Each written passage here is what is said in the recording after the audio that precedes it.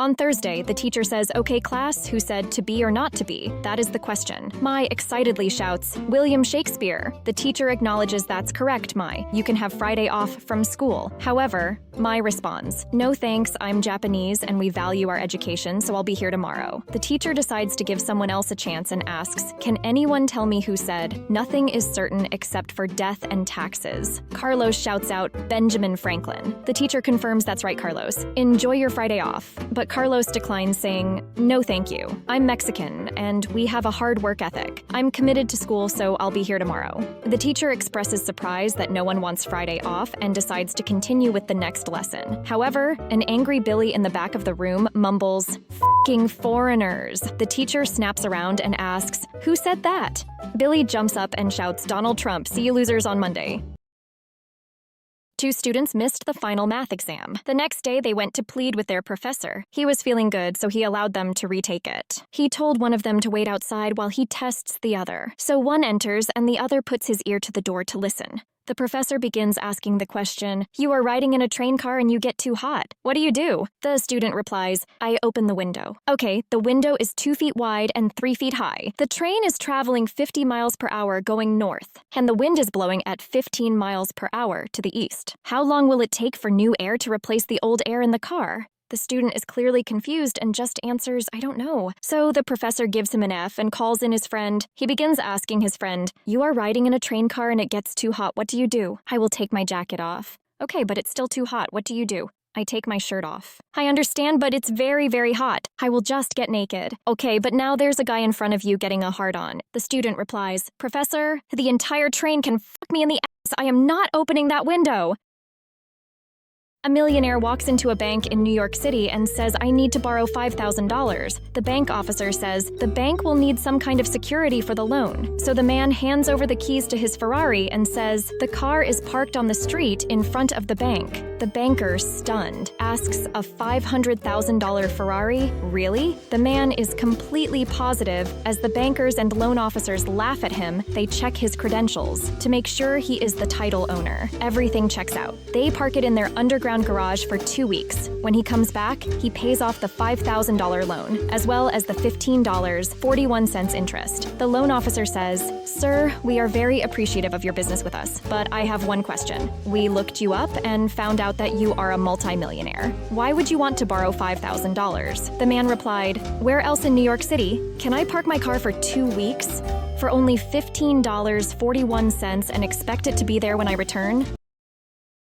A young boy enters a barber shop and the barber whispers to his customer, "This is the dumbest kid in the world. Watch while I prove it to you." The barber puts a dollar bill in one hand and 2 quarters in the other, then calls the boy over and asks, "Which do you want, son?" The boy takes the quarters and leaves. "What did I tell you?" said the barber. "That kid never learns." Later, when the customer leaves, he sees the same young boy coming out of the ice cream parlor. "Hey son, may I ask you a question? Why did you take the quarters instead of the dollar bill?" The boy licked his cone and replied, "Because the day I take the dollar, the game is over." The CIA had an open position for an assassin. 3 men qualified for the final test. The agents took one of the men to a large door and handed him a gun. "We must know that you will follow your instructions, no matter what the circumstances." The agent said, "Inside the room you will find your wife sitting in a chair. We need you to kill her." "You can't be serious," the man replied. "I could never shoot my wife." The agent responded, "Then you're not the right man for this job. Take your wife and go home." The second man was given the same instructions. He took the gun and went into the room. After 5 minutes, the man came out with tears in his eyes. "I tried, but I can't kill my wife." The agent said, "Go home." Finally, the last man was given the same instructions to kill his wife. He took the gun and went into the room. Shots were heard one after another, followed by screaming and banging on the walls. After a few minutes, the door opened slowly, and there stood the man, wiping the sweat from his brow. "Some idiot loaded the gun with blanks," he said. "I had to strangle that bitch to death." One day, John falls asleep next to his wife in bed. After some time, he sees St. Peter. John asks, "Am I dreaming?" St. Peter answers, "No, John. You've passed away in your sleep. Unfortunately, we're not ready for you yet. We'll need to send you back, but we can only send you back as a chicken." John thinks about this for a moment and agrees. There's a blinding flash of light, and when John opens his eyes, he finds that he's in a chicken coop. The chicken next to him says, "Hey, you haven't laid any eggs today. The farmer will slaughter you if you don't lay any." John says, "I don't know how." The chicken says it's easy. You just go bok, bok, boop and squeeze real hard. John says, "Okay, I'll give it a try." Bok, bok, boop. John squeezes hard and out pops a massive egg. The chicken says, "Wow, that's a massive egg." John says, "I think I can lay a bigger one. Watch this." Bok, bok, boop. And John squeezes harder than before and out pops an even bigger egg. The chicken says, "Goodness, that's the biggest egg I've ever seen." John says, "Hold on, this one will blow your mind." Bok, bok. And at that moment, John's wife elbows him in the ribs and shouts, "Stop shitting in the bed." A statue of a man and a statue of a woman stood looking at each other for hundreds of years out in a park. One day, a wizard, feeling sorry for the statues, brought them to life for 30 minutes. Right away, the two of them ran into some nearby bushes and you could hear all kinds of strange sounds and moans from there. After a while, they came back out giggling. The wizard told them, "You have another 15 minutes left if you want to have another go." The statues looked at each other, and the male statue answered, "Fine, but this time you hold the pigeon and I'll shit on it." A multi-millionaire said to all the people at his party, "I will bet $1 million that nobody will jump into the pool with my 25-foot crocodile." The words were barely out of his mouth when there was a loud splash. All of a sudden, everyone turned around and saw Brian, who is the only native Australian in the pool fighting violently with the crocodile. He was jabbing it in the eyes with his thumbs and throwing punches, getting it in a chokehold and flipping it through the air like some kind of martial arts expert. The water was churning and splashing everywhere. Finally, Brian strangled the crocodile and let it float to the top of the pool. An exhausted Brian barely climbed out of the pool with everybody staring at him in disbelief. The millionaire said, "Well, I guess I owe you $1 million then." "No, you're all right, man," said Brian. The millionaire replies with, "Come on, I have to give you something. How about a new car or some expensive watch?" Once again, Brian said, "No thank you, sir." Now confused, the rich man asks, "Well then, Brian, what do you want?" Brian says, "I want the idiot who pushed me in."